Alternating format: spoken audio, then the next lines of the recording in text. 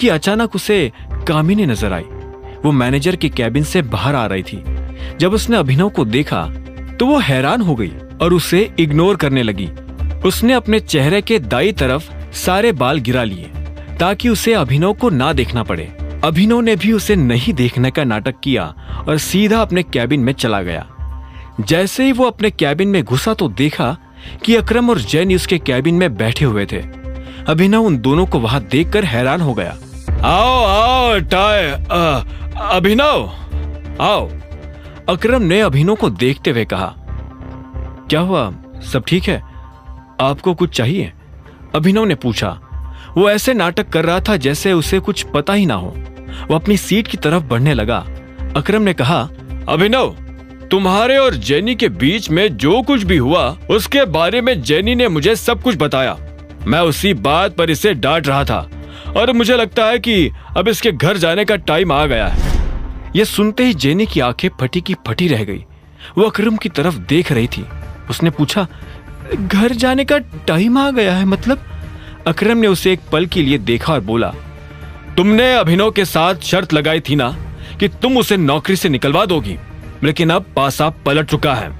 नौकरी अभिनव की नहीं तुम्हारी जाएगी। Sir please, I am sorry, मुझे माफ कर दीजिए। सर प्लीज मुझे नौकरी से मत निकालिए, I am so sorry. Jenny ने तुरंत माफी मांगते हुए कहा। यह सुन अभिनव को हंसी आ गई। उसने कहा, मैंने तुम्हें कहा था ना जेनी, तुम मेरे जैसे आदमी से पंगा नहीं ले सकती हो। हाँ, तुम जिस तरह से मेरी रिस्पेक्ट करती हो उसी तरह से तुम्हें अभिनव की भी रिस्पेक्ट करनी पड़ेगी। और ना सिर्फ अभिनव की बल्कि इस कंपनी के हर एम्प्लॉय की तुम्हें रिस्पेक्ट करनी पड़ेगी। अकरम ने भी अभिनव की बात में जोड़ते हुए कहा। यह सुनकर जेनी घबराहट के मारे अपनी कुर्सी में पीछे खिसक कर बैठ गई। उसने अभिनव को देखा और बोली, प्लीज मुझे नौकरी से मत निकालिए, प्लीज अकरम सर, मुझे। इससे पहले कि जेनी अपनी बात पूरी कर पाती उसकी आंखें भर आई थी।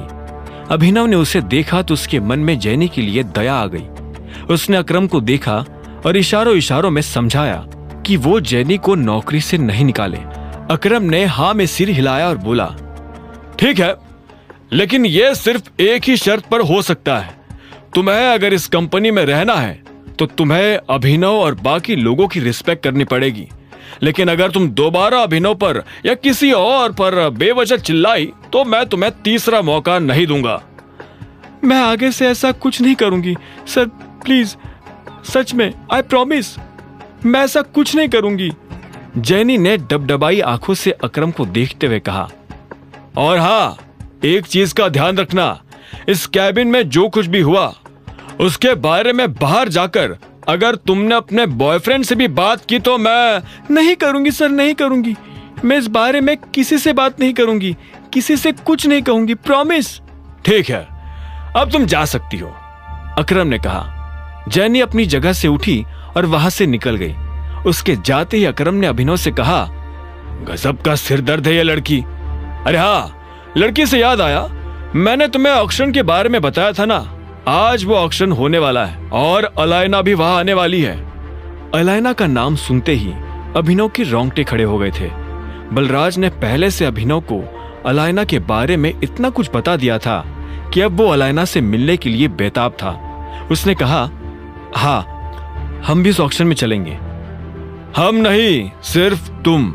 मैं आऊंगा पर तुम्हारे साथ नहीं। लोगों को शक होगा, हो सकता है कि मेरे साथ चलने से तुम्हें दिक्पाल छिंगावत भी मिल जाए।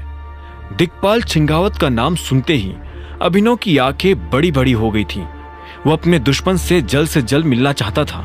इतने में अकरम ने कहा, दिक्पाल से ज्यादा अलायना से बचकर रहना, she is a sweet poison. तुम्हें ले जाने के लिए मैंने अपने एक आदमी से बात कर ली है, वो तुम्हें मेरे रेस्टोरेंट से पिक कर लेगा। और हाँ, ये वीआईपी कार्ड अपने पास रखो, शहर के सभी बड़े लोगों के पास ये कार्ड है। कोई तुम्हें परेशान करे तो बस ये कार्ड दिखा देना। अभिनव ने उस कार्ड को लिया और ध्यान से देखने लगा। उस कार्ड पर निचले हिस्से में एक छोटा सा टाइगर गुदा हुआ था। अकरम ने अभिनव से कहा, अगर लोगों को पता चला कि असली टाइगर तुम हो तो लोग तुम्हें भगवान की तरह पूजने लगेंगे। यह सुनते ही अभिनव के चेहरे पर मुस्कान आ गई। और उसने कार्ड जेब में डाल दिया। अब आगे क्या होने वाला था? क्या होगा जब अभिनव मिलेगा अलायना से? और क्या वो आज अपने दुश्मन दिक्पाल को देख पाएगा? आगे की कहानी जानने के लिए देखें अगला एपिसोड सिर्फ पॉकेट एफएम के यूट्यूब चैनल पर, और द रिटर्न ऑफ टाइगर के सारे एपिसोड्स को सुनने के लिए डिस्क्रिप्शन में दी लिंक से डाउनलोड करें पॉकेट एफएम ऐप।